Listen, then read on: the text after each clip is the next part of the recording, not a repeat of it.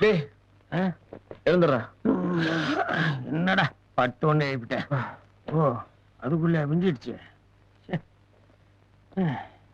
இது வேற டெய்லி பல்லு வளர்க்க வேண்டியதா இருக்குது.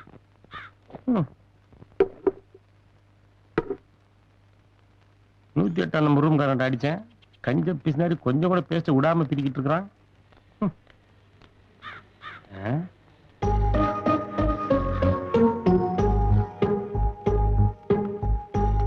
டேய் என்னடா இதெல்லாம் ஏன் ட்ரெஸ்டா? இதெல்லாம் யார் துவைச்சு போட்டா? துரோகி. என்ன என்ன உன் துணியை மட்டும் துவைச்சு என் துணியை துவைக்கலாம் துரோகி இல்லையா? நம்ம நட்பை பிரிக்கிறதுக்குன்னு யாராவது கிளம்பி வராங்க. நான் இந்த ஆட்டத்துக்கு வரல.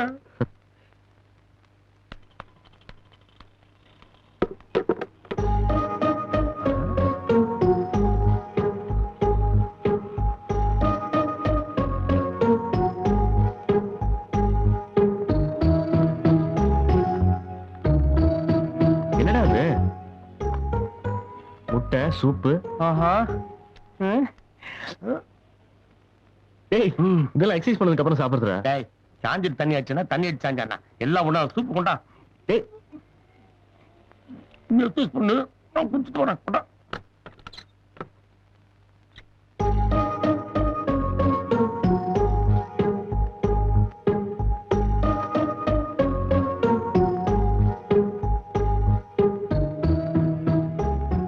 என்ன இதெல்லாம்? கால துணியெல்லாம் துவைச்சு போட்டிருக்கு. மேல எக்ஸசைஸ் பண்ண போனா முட்டை சூப் ரெடி பண்ணி வச்சிருக்காங்க. இப்ப பார்த்தா துவைச்ச துணியெல்லாம் அயன் பண்ணி வச்சிருக்கு. அதானே விட்டா நீ தூங்கும் போது உனக்கு கட்டிங் பண்ணி ஷேவிங்கும் பண்ணி விட்டுருவாங்க போல இருக்க. யார் இதெல்லாம் பண்றா?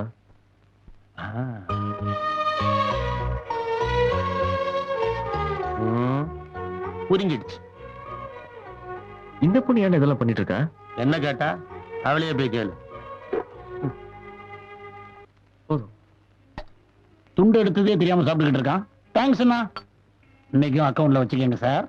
இன்னும் 2 தோசையாக்கா. ஏய் உனக்கு எக்ஸாம் இருக்குல்ல, போய் படிப்போ, நான் பாத்துக்கிறேன். சரிக்கா.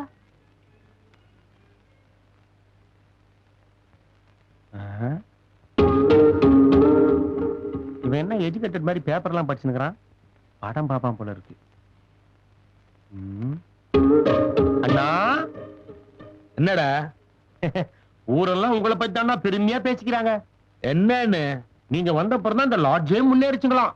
எப்ப பாரு ஃபுல்லா போதுங்களாம். கூடிய சீக்கிரமே இது ஒரு 5 ஸ்டார் ஹோட்டல் ஆகிட போதுன்னு பேசிக்கிறாங்கண்ணா. ஆமாங்கண்ணா. சும்மாவா? எல்லாத்துக்கும் உங்க கடின உழைப்பு முயற்சி தான் காரணம். இந்த லாட்ஜுக்காக ராத்திரி பகலாம் நான் ஏன் உழைக்கிறீங்க? என்னடா வாசிக்கிற? என்ன? ஒண்ணு இல்லைங்கண்ணா, ராத்திரி ஒரே குளிரா இருக்குது, தூங்கவே முடியல. அண்ணா மனசு வச்சு ஒரு 500 ரூபாய் கடன் கொடுத்தீங்கன்னா 2 பேரும் ஸ்வெட்டர் வாங்கிக்குவோம். 5 பைசா கிடையாது, ஜாக்கிரதை. பிச்சைக்கார பையன். இவன் வந்த அப்புறம் தான் லாட்ஜே உருப்படாம போச்சு.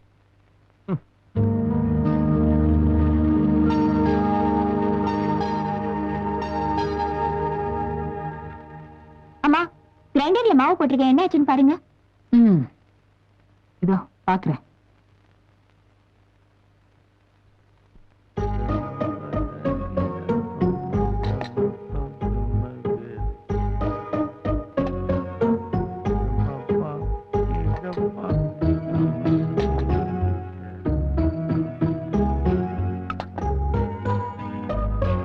போதும் போதும்.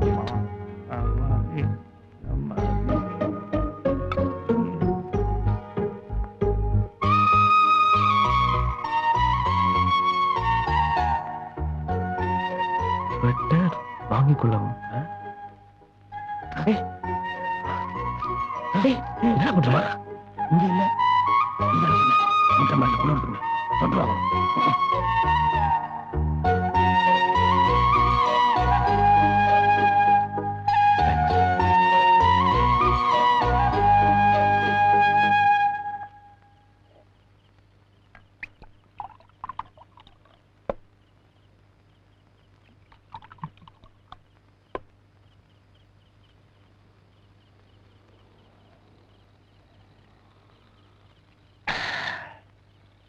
கரெக்டா மிக்ஸ் பண்ண கூட தெரியல உனக்கு. உன் மூஞ்சிக்கிட்டு போதாடா என்ன மனமனப்பு?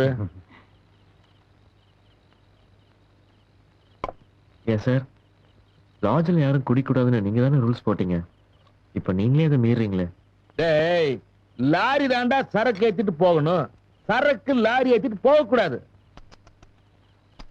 இந்த தத்துவத்துக்காகவே நீங்க குடிக்கலாம் அண்ணா. குடிங்க. அண்ணன் ரூல்ஸ் மட்டும் தான் போடுவார், அவர் ஃபாலோ பண்ண மாட்டாரு. ஆனா நாம ஃபாலோ பண்ணோம். நீங்க குடிங்கண்ணா. டேய், உங்களை எனக்கு ரொம்ப பிடிச்சிருக்குடா. பிடிச்சதுனால தான்டா இவ்வளவு தூரம் உரிமையா உங்களை வச்சு தட்டி அடிக்கிறேன். அப்பப்ப நீங்க சின்ன சின்ன தப்புன்னு போய் நான் கேட்பேன். அத கூட கேட்கறதுக்கு எனக்கு உரிமை இல்லைன்னா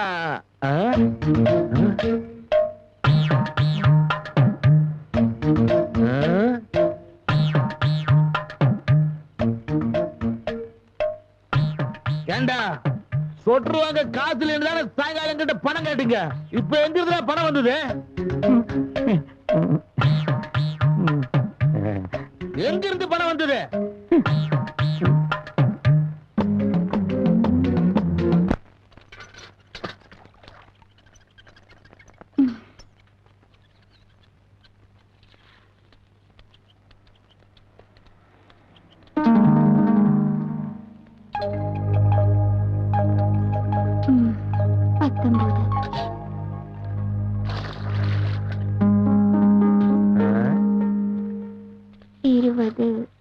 என்னடா குடும்பமே மென்டலா? குமாரா, என்னங்க அது? நீங்க தண்ணி அரைச்சு அரைச்சு ஊத்துறீங்க, அவங்க மறுபடியும் கிணத்துக்குள்ளே கூட்டிட்டு இருக்காங்க. அக்கா உங்களுக்கு திருப்திகரமா சொட்டு வாங்க பணம் கொடுத்தாங்கல்ல, அதுக்கு கிடைச்ச தண்டனை 50 குடம் தண்ணி இறைக்கணும். எந்த மடையை அப்படி சொன்னா? எங்க அப்பாதான். ராதா, அவர் உனக்கு மட்டும் அப்பா இல்ல, எனக்கு அப்பா மாதிரி தான். அதுக்காக நம்ம கண்ணை நாமளே குத்திக்க முடியுமா? நம்ம அப்பாங்கிறதுக்காக அவர் செய்யற தப்பெல்லாம் நாம பொறுத்துக்க முடியுமா? சொல்லு. இப்ப என்ன செய்யணுங்கிற? என்ன வேணா பண்ணலாம், உனக்கு வேணா பயமா இருக்கலாம், ஆனா எனக்கு பயம் கிடையாது. இன்னைக்கு அவர் உண்டு இல்லைன்னு பண்ணிடலாம் பார். அங்க என்னடா சத்தம்?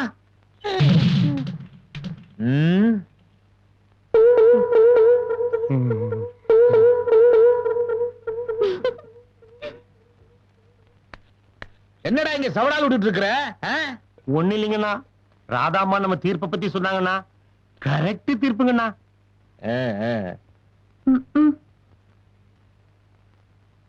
ராதா கூட சொல்லிச்சு எங்க அப்பா ஒரு இரக்கம் இல்லாதவர்னு. அதுக்கு நான் சொன்னேன், சேச்சே அதெல்லாம் தப்புமா, அவர் உன் கண்ணை பாதுகாக்கிற இனி மாதிரின்னு சொன்னேன். கரெக்ட் தானுங்கண்ணா? உங்க அறிவுக்கும் திறமைக்கும் நீங்க சுப்ரீம் கோர்ட்டுக்கே நீதிபதி ஆக வேண்டியவர். நீங்க 3ஆம் கிளாஸ் ஃபெயில் ஆனதுனால கொஞ்சம் மிஸ் ஆயி போச்சு. அண்ணா, நான் வேணா கிணத்துல தண்ணி அரைச்சு ஊத்துட்டுமாண்ணா? ஏய், முதல்ல உன்னத்தை கிணத்துல போட்டுடா. Excuse me.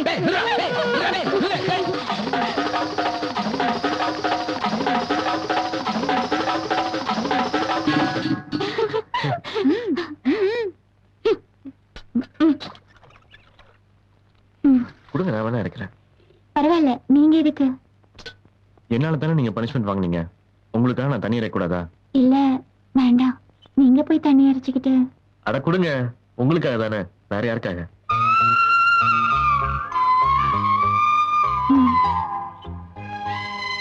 நீ கவுண்ட் பண்ணிக்கோ. சரி.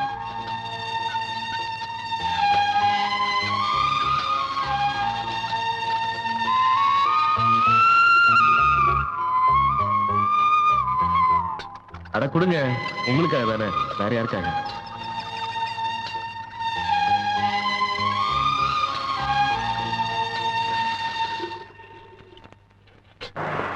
டேய், இன்னைக்கு தேதி டிசம்பர் 31, ராத்திரி 12 மணிக்கு நியூ இயர். ஊரே கொண்டாடும், நாமளும் செலிப்ரேட் பண்ணவானா? எனக்கு தெரியாதாடா, நம்மள மாதிரி யாரும் இல்லாதவங்களுக்கு பொங்கல், தீபாவளி, நியூ இயர் இந்த பண்டிகை எல்லாம் கிடையாதுடா. அதெல்லாம் பணம் இருக்கிறவங்களுக்கு தாண்டா.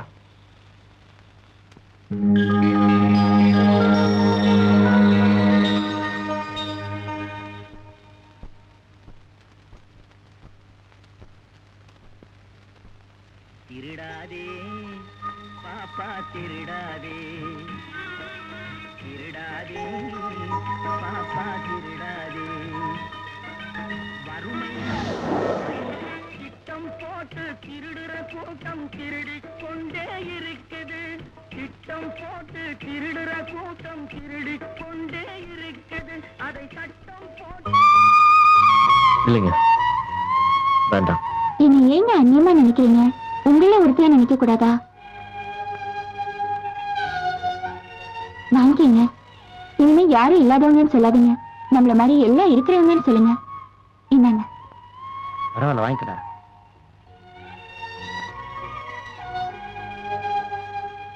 தேங்க்ஸ். தேங்க்ஸ். உங்க நியூ இயர் செலிப்ரேஷன்ல நானும் கிளம்பிக்கலாமா?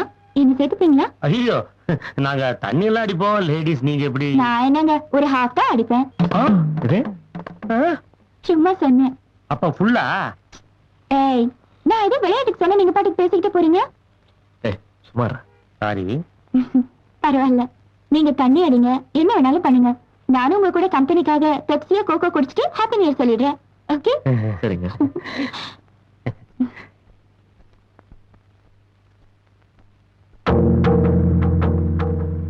இத்தனை வருஷமான ஆசையா பாட்டு கேட்டு டேப் ரெக்கார்டரை காணல.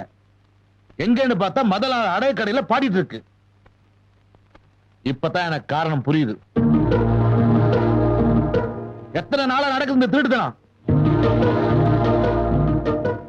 நியூ இயர் அவங்க ஃபுல் ஆப் அடிப்பாங்க. அப்பாவுக்கு ஒரு கோட்டா வாங்கி தரணும் தோணுச்சா உனக்கு?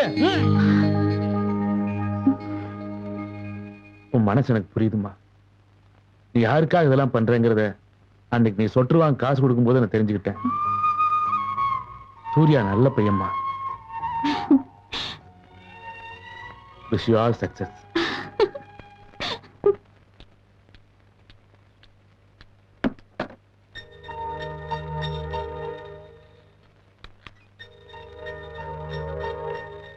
ஆமா, எங்க சூர்யாவை காணோம்? காலையில சாப்பிட கூட வரல. ஊருக்கு போயிருக்கிறான். அவனுக்கு இன்னைக்கு நிச்சயதார்த்தம்.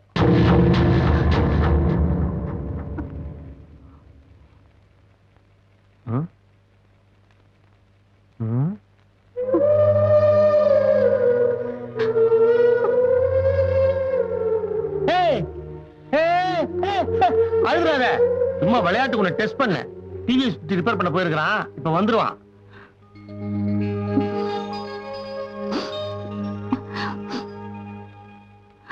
ஆமா, அவன் மேல இவ்வளவு ஆசை வச்சிருக்கியே, அவன்கிட்ட சொல்ல வேண்டியதானே? மனசுலயே பூட்டி வச்சிருக்கியே. நான் எப்படி சொல்றது கோபி? எனக்கு தயக்கமா இருக்கு. நீதான் அவகிட்ட சொல்ல. ஐயோ, நிர்மலா மேட்டருக்கு அப்புறம் லவ் பத்தி பேச்சு எடுத்தாலே அவன் என்ன ஒழிப்பான். நீயா மெல்ல மெல்ல அவன்கிட்ட சொல்லிடு. அப்படி இல்ல ஐ லவ்னு ஒரு லெட்டர் எழுதி பழிச்சு அவன் கையில கொடுத்துரு. பாக்கலாம்.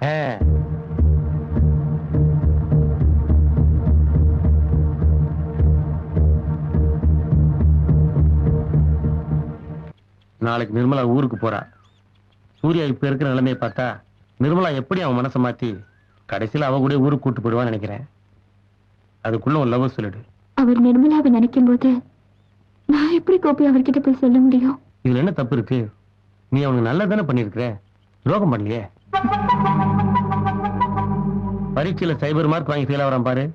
அவன் எதுக்குமே கவலைப்பட மாட்டான். ஏன்னா அவன் படிச்சிருக்கவே மாட்டான். ஆனா இந்த ஒரு மார்க் வித்தியாசத்துல ஃபெயில் ஆகிறான் பாரு, அவன் லைஃப் பூரா ஃபீல் பண்ணிட்டே இருப்பான். இப்ப உன் நிலைமையும் அது மாதிரிதான்.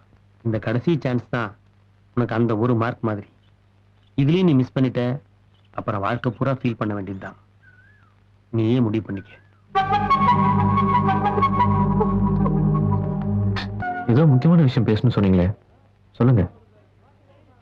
நான் உங்களை விரும்புறேன் சூர்யா. இப்ப என் மனசெல்லாம் நீங்க மட்டும்தான் இருக்கீங்க. நான் உங்களை கல்யாணம் பண்ணிக்கணும்னு ஆசைப்படுறேன். உங்களால என்ன ஏத்துக்க முடியுமா?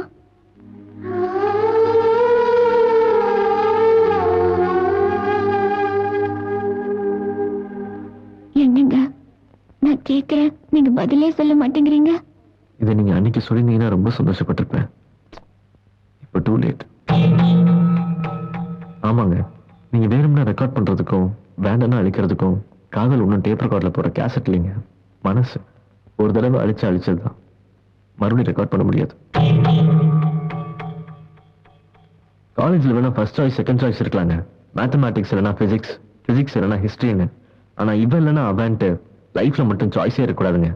இவன் தான் நம்மளுக்கு புருஷனா வரப்போறான்னு தீர்மானிச்சுட்டு அதுக்கப்புறம் தாங்க காதலிக்கவே ஆரம்பிக்கணும். மிஷின் ஓடிட்டு இருக்கிற வரைக்கும் அதை பத்தி யாரும் கவலைப்பட மாட்டோம்.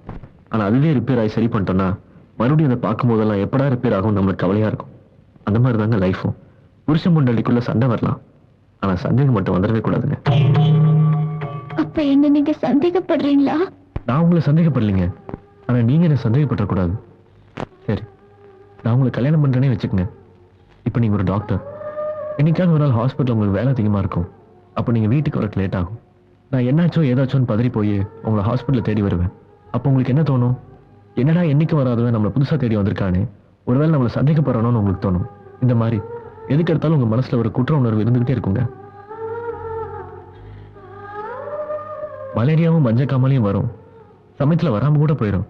ஆனா நம்ம முன்ஜாக்கிரையா தடுப்பூசி போட்டுக்கிறது இல்லையா? அந்த மாதிரி தாங்க வாழ்க்கையும். நம்ம முன்ஜாக்கிரையா இருக்கிறதாங்க நல்லது.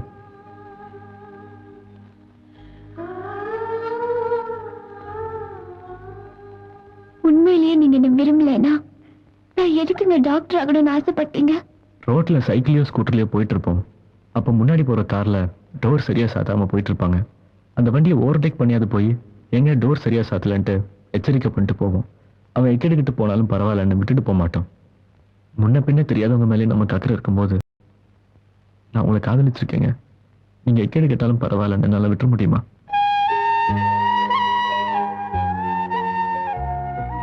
இப்ப நீங்க ஒரு டாக்டர். உங்க சொந்த கால நிற்கக்கூடிய தைரியம் உங்களுக்கு இருக்கு. இனிமே யாரையும் நம்பிட்டு இருக்க வேண்டிய அவசியம் உங்களுக்கு இல்ல. திடீர்னு கால் உடைஞ்சு போச்சுன்னா சப்போர்ட்டுக்கு ஸ்டிக் வச்சு நடக்கிறோம். கால் சரியான உடனே ஸ்டிக்கை தூக்கி தூர போட்டுறோம். அந்த மாதிரி தாங்க இத்தனை நாளா நான் உங்களுக்கு ஒரு ஸ்டிக் மாதிரி தான் இருந்தேன். இனிமே நான் உங்களுக்கு தேவையில்லை. தெரிஞ்சோ தெரியாமலோ இந்த இடைப்பட்ட காலத்துல ராதா நான் விரும்ப ஆரம்பிச்சிட்டாங்க. அன்னைக்கு ஒரு பணக்கார மாப்பிள்ளை கிடைச்சதுக்காக நீங்க என்ன வேண்டாம்னு சொல்லிட்டு அவரோட போயிட்டீங்க. இப்ப நீங்க ஒரு டாக்டர். உங்களுக்காக ராதா வேண்டாம்னு சொல்லி அன்னைக்கு நீங்க பண்ண அதே தப்ப நானும் பண்ணுமா? பணம் வந்த உடனே மாறி போன உங்களை விட 5 வருஷமா வந்த மாப்பிள்ளையெல்லாம் வேண்டாம்னு சொல்லிட்டு எனக்காக காத்துட்டு இருந்தாங்களே ராதா, அவங்க தாங்க எனக்கு முக்கியம். உங்க அந்தஸ்துக்கு தகுந்த மாதிரி ஒரு டாக்டரோ இல்ல அதை விட வசதியான ஒரு மாப்பிள்ளையோ பார்த்து கல்யாணம் பண்ணிக்கங்க. அதுதாங்க உங்க லைஃப்க்கு நல்லது.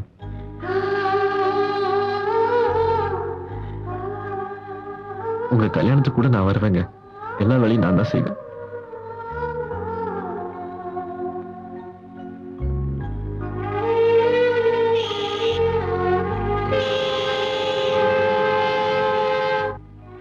ட்ரெயின் கிளம்ப போதுங்க. நீங்க சீக்கிரமா போய் வண்டியில இருங்க. காதலுக்காக எத்தனையோ பேரு கஷ்டப்பட்டிருக்கிறாங்க, தியாகம் பண்ணிருக்கிறாங்க. ஆனா உங்களுக்கு துரோகம் பண்ண ஏன் வாழ்க்கை கூட நல்லா இருக்கணும்னு நினைச்சீங்க பாத்தீங்களா? உண்மையிலேயே நீங்க ஒரு பெரிய ஜென்டில்மேன். உங்களை காதலிச்சதுக்காகவே நான் பெருமைப்படுறேன்.